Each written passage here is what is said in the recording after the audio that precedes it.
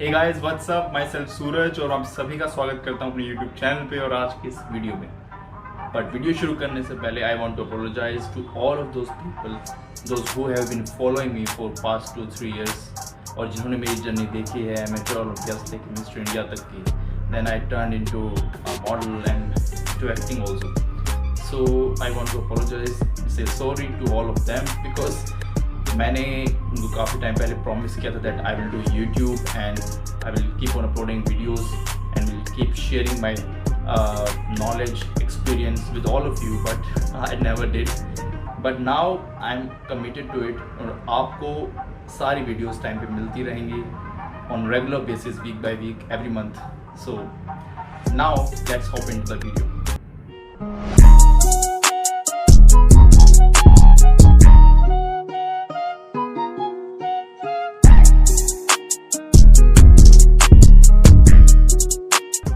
Our today's topic is how to create a blueprint for transformation step by step.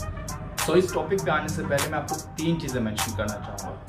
3 honorable mentions that I want to share with you. First is uneducate yourself.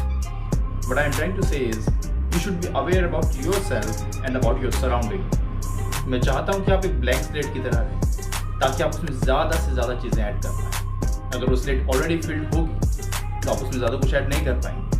तो आपकी thinking ऐसी होनी चाहिए कि आपको ज़्यादा से ज़्यादा चीज़ें सीखनी है। ज़्यादा से ज़्यादा चीज़ें अगर आप सीखेंगे तो आप अपने ऊपर एक्सपेरिमेंट कर पाएंगे और नई चीज़ें आपको जानने को मिलेगी। बट अगर आपकी थिंकिंग ऐसी रहेगी कि मुझे चीज़ें पता है, आई नो एवरीथिंग, आप चीज़ें गलत करना शुरू करें। और जब चीज़ें गलत होती हैं तो उसका बेसिस यही होता है क्योंकि आपकी ईगो बीच में आती है। सो फर्स्ट अनएजुकेट योरसेल्फ और अपनी मेंटलिटी इस तरीके से रखें कि आपको चीज़ें सीखनी है। अगर आप ये सोचेंगे कि आपको चीज़ें ऑलरेडी मालूम है, मैंने ये इंटरनेट पे पढ़ा है और मैंने ये कोर्स किया है, मैंने वो कोर्स किया है and I know everything, then यहाँ पे इशू ये आता है कि हम चीज़ें मिस्टेक करना शुरू करते हैं because nobody knows everything. Honourable mention number 2, experience is the only truth.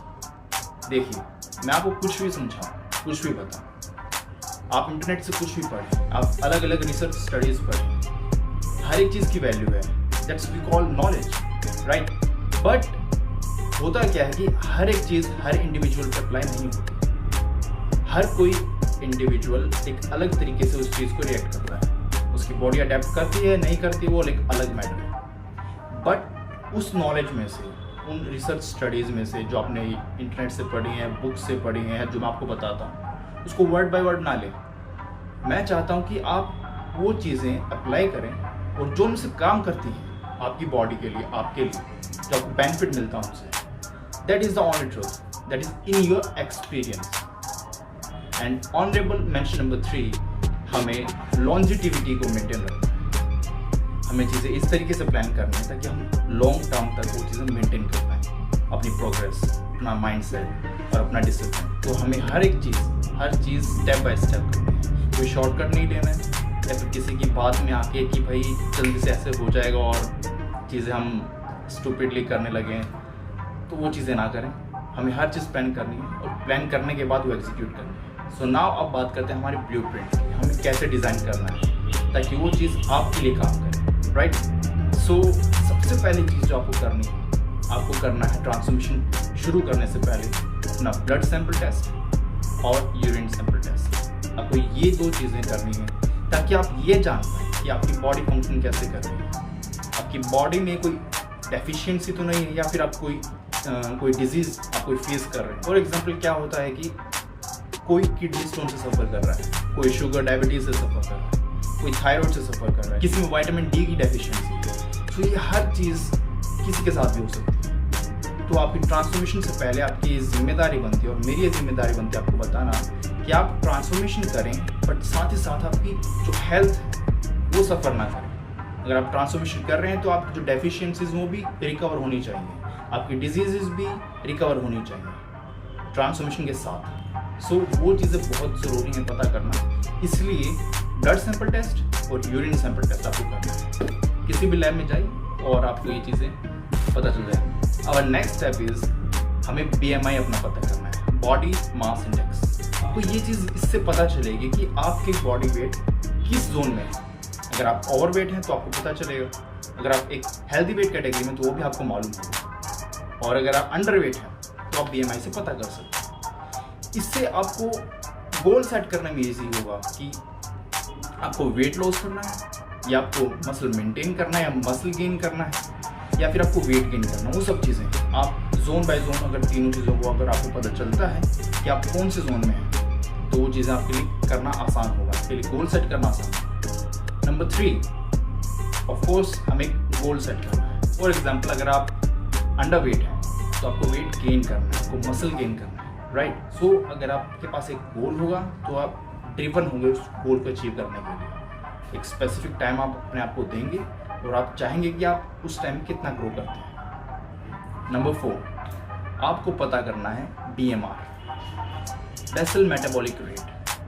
But ये चीज़ आपको समझाने से पहले मैं आपको ये बताना चाहूँगा कि आप ट्रांसफॉर्मेशन शुरू करने से पहले आप कुछ मेजरमेंट्स अपनी बॉडी का, जो कि आपको ईजी होगा चीज़ें मेजर करने में, ट्रैक करने में कि आपने कितनी प्रोग्रेस की है कितने टाइम। जैसे कि आपको अपने शोल्डर, चेस्ट, आर्म्स, वेस्ट, आपको अपनी हिप्स, थाइज, इन सब की मेजरमेंट करनी है before transformation. Now come to the next step that we called BMR, basal metabolic rate. ये क्या है?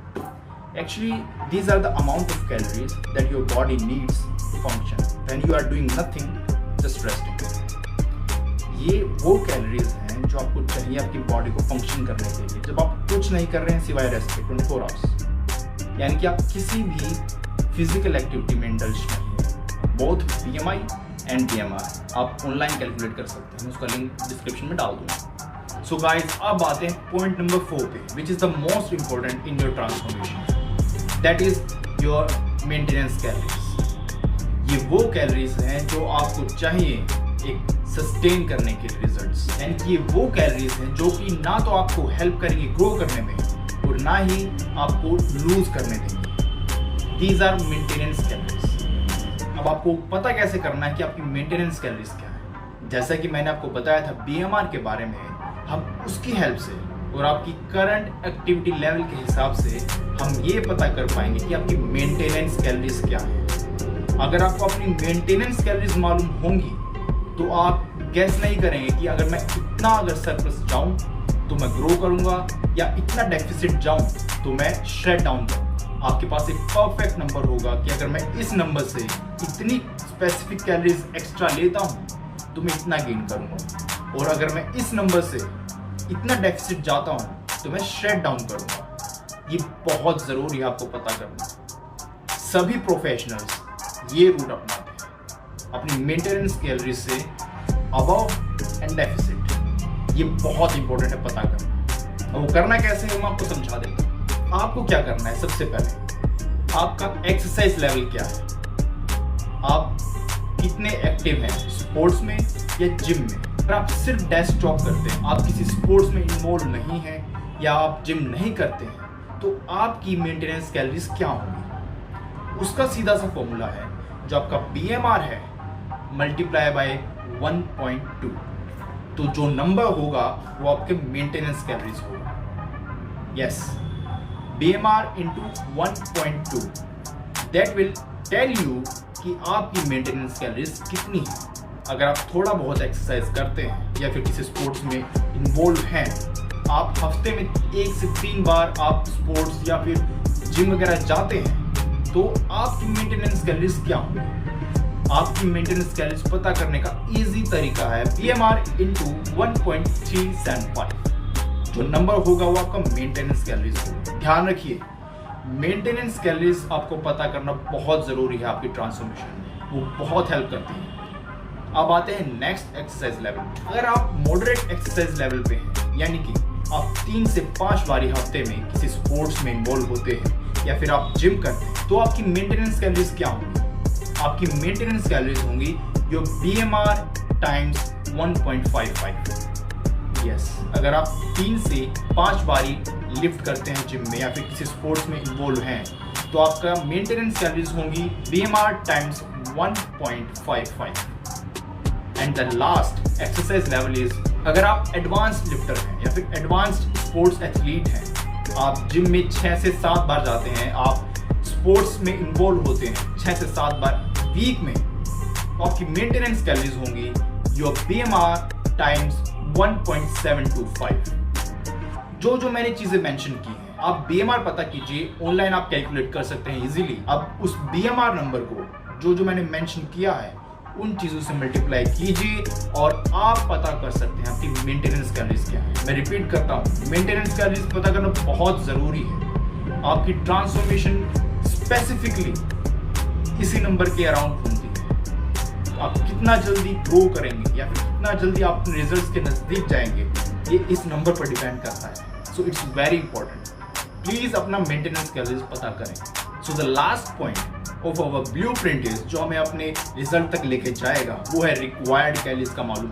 अगर मैं आपको समझाने के लिए अपना एग्जांपल दूं, तो मैं अभी एक ट्रांसफॉर्मेशन कर रहा हूं to put on muscle mass, जो मेरा पहले था, यानी कि मैं 8 से 9 महीने से वर्कआउट नहीं किया था। I was involve in theatre and then lockdown हुआ, सो मैं वर्कआउट बिल्कुल नहीं कर पाया and I lost around 7 to 8 kgs of muscle mass. So मैं अभी मसल बिल्डिंग प्रोग्राम फॉलो कर रहा हूँ। सो उसमें मैं अपनी मेंटेनेंस कैलोरीज में 300 to 500 कैलोरीज मैं ऐड ऑन करता हूँ ताकि मुझे अपने रिक्वायर्ड रिजल्ट्स मिले।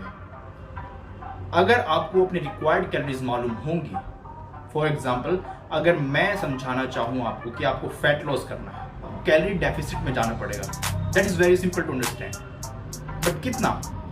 आपकी मेंटेनेंस कैलोरीज से आप 300 to 700, 500 कैलोरीज कितना आपको डेफिसिट में जाना है ताकि आप एक स्पेसिफिक अमाउंट ऑफ टाइम में अपने रिजल्ट्स ले पाए। सो रिक्वायर्ड कैलोरीज आप ऐसे पता करेंगे। सो ये आपकी रिक्वायर्ड कैलोरीज होंगी। आप कैलोरी डेफिसिट में जाते हैं तो मेंटेनेंस कैलोरीज में से आप डिटेक्ट करनी है स्पेसिफिक अमाउंट ऑफ कैलोरीज। अगर आपको गेन करना है मसल मास, तो आप मेंटेनेंस कैलोरीज में ऐड ऑन करेंगे specific amount of calories. For example जैसे मैं 300 से 500 ऐड करता हूँ, on leg days and back days मैं 500 कैलोरीज ऐड करता हूँ और बाकी दिन पे मैं 300 कैलोरीज ऐड करता हूँ अपनी मेंटेनेंस कैलोरीज में। सो वो स्पेसिफिक नंबर जो है वो है रिक्वायर्ड कैलोरीज मेरे बॉडी टाइप के हिसाब से। सो ऐसे ही आप लोगों को पता करना है। जो मैकेनिज्म है थोड़ा सा सुनने में आपको थोड़ा सा मुश्किल लगेगा, लेकिन बहुत ही इजी है। आप step by step video pause करके एक चीज करेंगे तो अब मैं आपको गारंटी देता हूँ कि आप अपने रिजल्ट्स तक स्पेसिफिक टाइम में पहुंच जाएंगे और आपको उम्मीद नहीं होगी कि आप इतने अच्छे से चीजें समझ पाए हैं और आपने इतने अच्छे से चीजें अप्लाई की हैं। ये मैकेनिज्म एक बार समझने का है, दैट्स इट। आप हर बारी कोई ट्रांसफॉर्मेशन करेंगे अपने लिए regarding fat loss, regarding gaining muscle mass, getting linear, आपको सिर्फ ये मैकेनिज्म उठाना है। इजी, हर एक चीज इस मैकेनिज्म पे बिल्ड होती है, नॉट ओनली बॉडी बिल्डिंग लेकिन हर एक स्पोर्ट्स में अगर आप न्यूट्रिशन एस्पेक्ट से अगर जाएंगे तो। सो आज की वीडियोस में आपको यही समझाना चाहता था कि आप अपना मैकेनिज्म कैसे तैयार कर सकते हैं ट्रांसफॉर्मेशन का, ताकि आप लॉन्ग रन के लिए आप खुद को तैयार कर पाएं और आपके रिजल्ट्स सस्टेन रहें। सो मैं होप करता हूँ कि मैं आपको समझाने में कामयाब रहा हूँगा और मैं आपके कुछ काम आया हूँगा। सो आज की वीडियो के लिए बस इतना ही। मिलता हूँ आपसे नेक्स्ट वीडियो में। Till then take care, have a good day, bye.